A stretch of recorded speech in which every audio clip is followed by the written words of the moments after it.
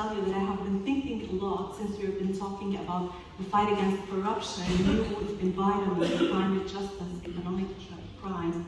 I was thinking about where to start.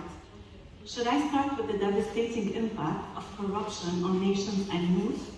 Or better start with the stories of anti-corruption heroes in nations where youth have to pay years of their life in order to have access to basic human rights and services? Then which youth are we talking about? The ones in the north or the ones in the south? Which young voices are we choosing to hear and empower? And what are we doing in the background to be able to put them all at the forefront? As I said yesterday, I do believe deeply that youth are not the future, and the future resides in the hands of those who have the power today to decide what kind of future we as youth have tomorrow. As I come from the Levant region, and specifically Lebanon, and as we are talking about human rights, sustainability, and youth, I would like to start with where all ends, war. War is a state of conflict that makes the talk about SDGs irrelevant, as mass destruction and violation of the human rights becomes the only valid rule. It makes the talk about environmental protection absurd, as environmental crimes are committed on a daily basis, from which military emissions, water pollution, and massive displacement of people. And the talk about youth empowerment invalid, of course, when youth are deprived from their right to life and fear takes control over their minds and hearts. And talking about economic crimes stops being a priority when crimes against humanity prevail.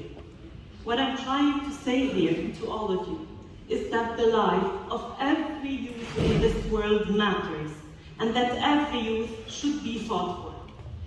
Generations that grow up in fear, systemic corruption, oppression, or the brainwashed to follow specific geopolitical agendas will never become the leaders that this world needs. They will never become good leaders.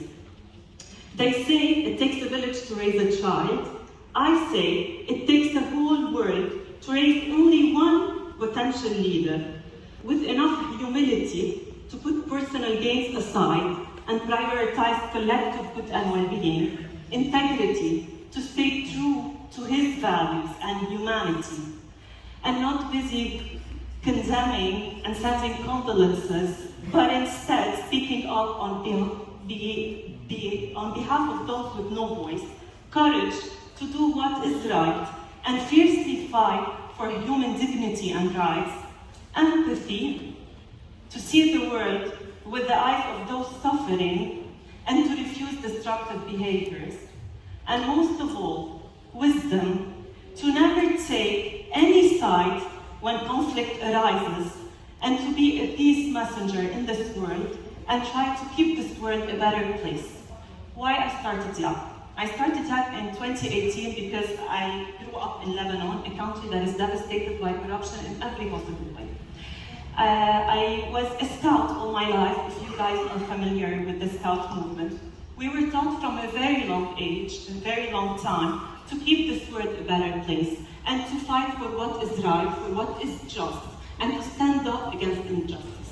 And I feel that this was something that was already built in me and constructed for many years. After I graduated from architecture, I said to myself, like, all these dreams of building something or doing big projects will never work in a country that is entrenched by corruption. I need first to learn how to control, how to prevent it, and how to make development work in such countries. So I studied international development and focused my thesis on how we can fight corruption in more innovative and creative ways through social innovation, social entrepreneurship, and youth talents. And we started in 2018. We were a small group of youth, now we're thousands in Lebanon and around the world. And we aim to fight corruption, as I mentioned, in more innovative and creative ways by empowering youth and building communities of youth around the world that would have one day the potential to become good leaders for this